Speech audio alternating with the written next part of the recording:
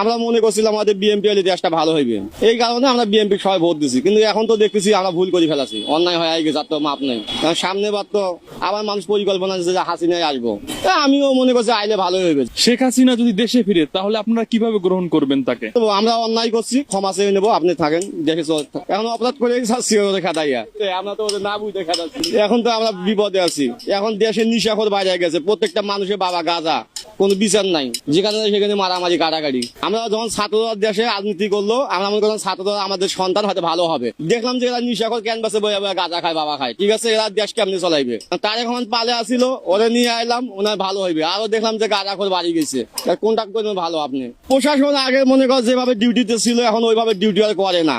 রাস্তায় জাম বাসে প্রশাসন এক জায়গায় বয়ে আছে, তো চোদাও আর মারাও, আমরা কিছু করার নাই। কারণ আমরা ভালো করবে গেছিলাম, তোরা মাইরিয়া শেষ করছ, আত্মবিচার করি না। সড়কে কি নিরাপদে চলাচল করতে পারছেন? ওই পাচ্ছি, প্রতিদিন চিন্তাই হইতে আছে, ছুরি গালায় ধরে পক্ষে যাচ্ছে, সব বাইক করে আবার রিস্কারাও কাটিয়ে নিতে, কোনো পর্যায়ে সব সময় কাপে কোন সময় কাটিয়ে নেয়। প্রতিদিন গাড়ি গুলি চিন্তাই হইতে আছে, আগে তো এইভাবে চিন্তাই আছে, না ছিল আসিল না।